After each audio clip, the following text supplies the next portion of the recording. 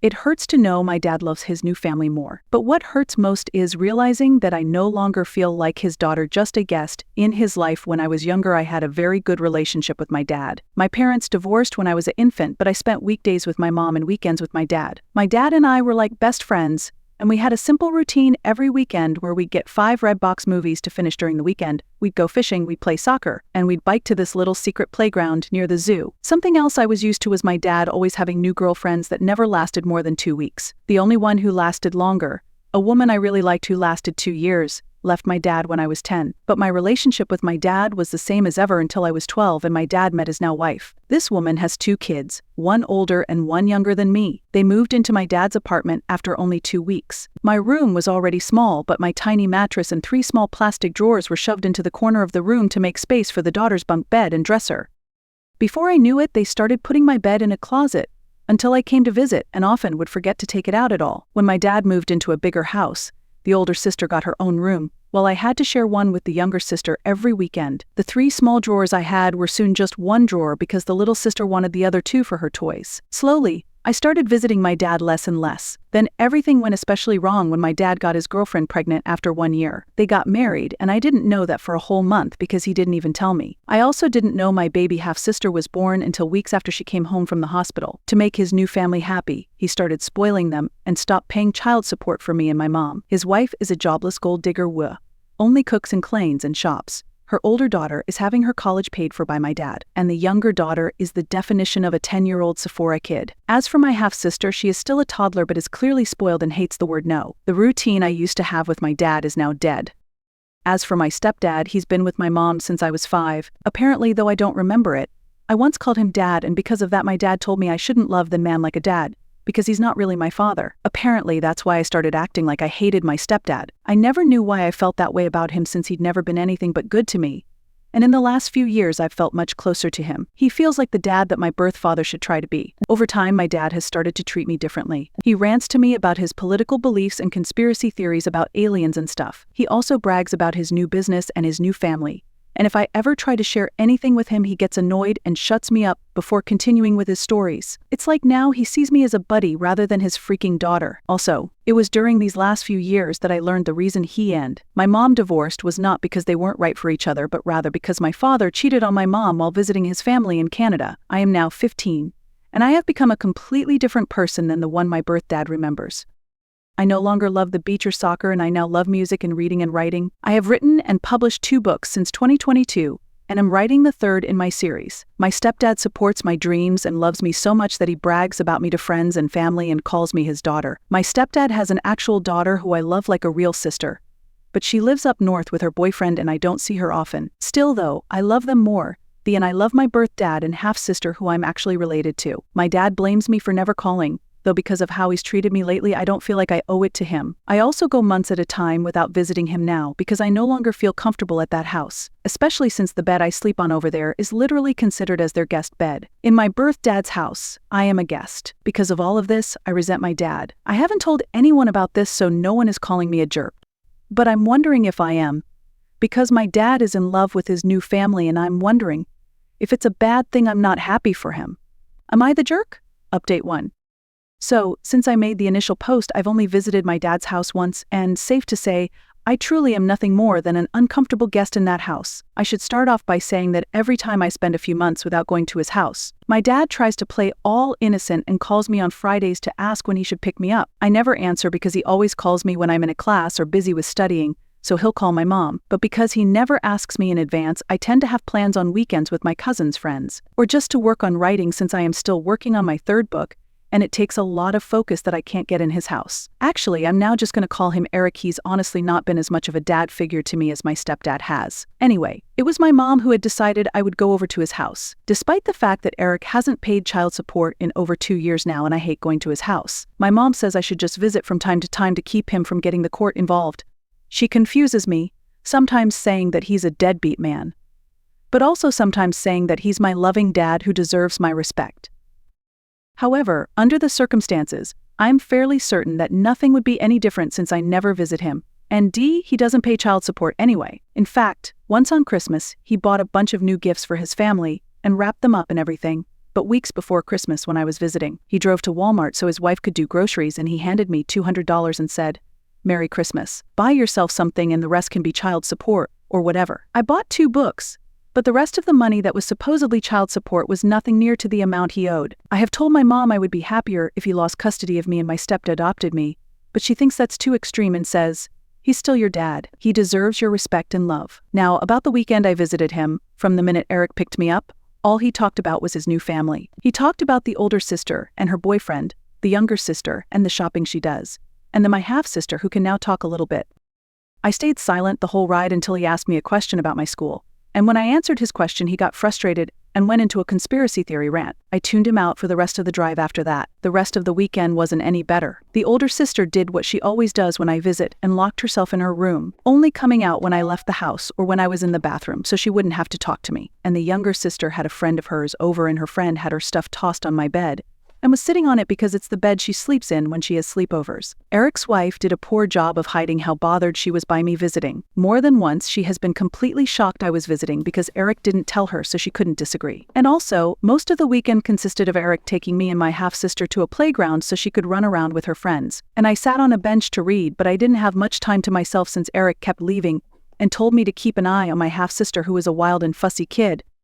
I am not a babysitter, and while I am good with kids, that does not mean I enjoy putting my own time aside to look after them when they're not my responsibility. I had to spend 2 days in either pure chaos or discomfort, and I had a talk with my mom about me not wanting to go over there anymore. She said that's fine, and she won't force me to go anymore.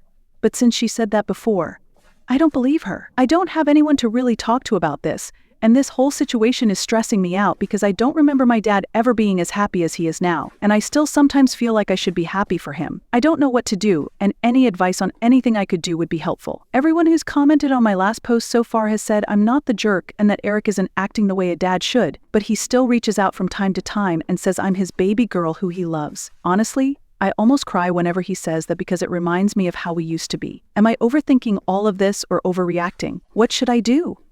Am I the jerk here because I'm not happy for my dad?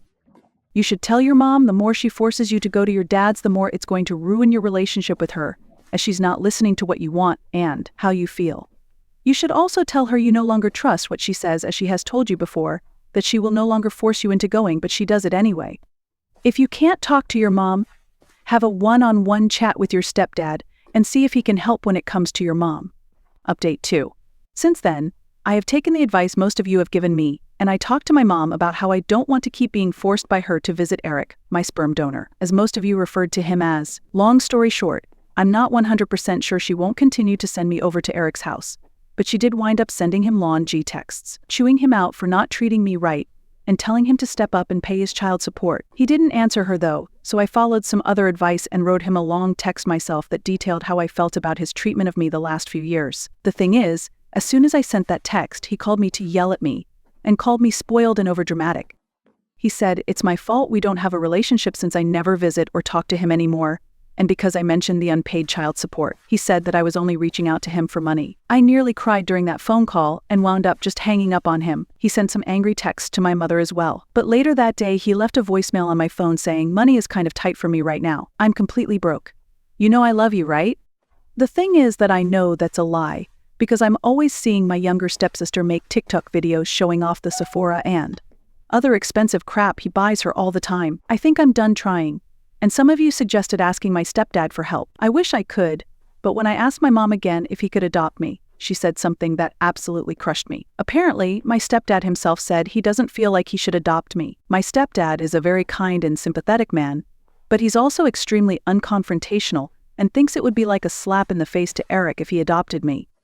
Also, because I noticed some confusion about this in the comments on my last update, the reason my parents divorced was because he cheated, but it wasn't with his current wife. My parents split up when I was still basically an infant, and Eric lived in Canada where he jumped from girlfriend to girlfriend there before he moved down here and continued to jump from girlfriend to girlfriend. When I was 12, he met and knocked up his wife, Alejandra, and married her without telling me till a month after their courthouse wedding. Also, some of you asked how old I am. I am 15. It feels ridiculous that I have this stress on me at my age, and I can't really talk to anyone about it. I can't talk to my stepdad because he's always working and I'm only ever with him when my mom is there too. And I don't like talking to her because she always tells me that I'm too young to really feel how I feel. The last time I tried to discuss my mental health with my mom, I asked her if I could start going to therapy, and she said that therapists are dumb and that I can just talk to her or pray to God if anything is wrong. I'm not super religious, and talking to her about anything serious makes me deeply uncomfortable. It's not that I don't love her, since she is my mom after all, but she's pretty intense and intimidating. My dad has not reached out to me again since his voicemail. Frankly, I don't want to even think about him for a long while now. If he suddenly realizes how badly he screwed up with me and apologizes, then maybe I'll try to rebuild our relationship. As for my stepdad, he may not want to adopt me, but he still calls me his daughter, never just his stepdaughter, and I truly feel loved by him. I love his parents like they're my own grandparents, and his whole family is so warm and loving. I might make another update if anything else happens, but for now I'm just going to focus on school and my books. Maybe now that I understand that Eric really doesn't care that much about me anymore, I can finally focus on finishing my third book. I dedicated my first book to him, and I honestly don't regret it. I dedicated that book to the dad he used to be. It's not like he'll ever read that book since he doesn't think it's smart that I want to be a writer, but I don't care. I'm done. Thank you to everyone who gave me advice and told me I wasn't the jerk. I feel so much better with those reassurances. Thank you. Update 3. A lot of you were saying that I should talk to a school counselor or something. He thing is that I do virtual homeschool, and my mom works from home a lot, so I'm honestly just a bit too scared to try that. Plus, even if I did talk to my counselor without my mom being around to hear, I really don't trust any adults to keep these kinds of things to themselves. I know that sounds a bit dumb and paranoid, but it's really just how my brain thinks. A lot of you also said that I should bring up the therapy thing with my mom again, but I know for a fact that won't work. My mom really doesn't believe in therapy and believes that praying to God or having her preach about the Bible to me will solve everything. As for my stepdad, I love the guy like a real father, and I see him as my true dad, even if he doesn't want to adopt me. But he really is no help with the therapy issue either, because he always just agrees with whatever my mom says to avoid arguments. But I'm doing fine right now though, and I honestly think things are going to start getting better. And I think this because I'm pretty sure my mom is finally going to file for sole custody and court-ordered child support. One thing I guess I should have made clear is that my parents sorted out their custody and child support agreement amongst themselves when they divorced. The agreement is that I spend weekends with my dad and he pays my mom $100 per week. I'm pretty sure my dad only stuck to that agreement to keep himself looking good until he could finish his US legalization process, since he used to be an immigrant from Canada. Once he was legalized, he stopped paying child support and began spoiling his new fam. Anyway, I went to my dad's house last weekend. This time my mom didn't force me, and I actually decided I wanted to go, because I wanted to give my dad one last chance. He picked me up from my mom's house, and we didn't get down the street before we were fighting. I was excitedly telling him about a business idea I had where I can make book boxes and sell books with DIY necklaces and hand-painted bookmarks that match book covers. And he was telling me my idea was stupid and unprofitable and a waste of money and time. It was an hour-long drive to his house, and he was getting political or angry over every little thing I said.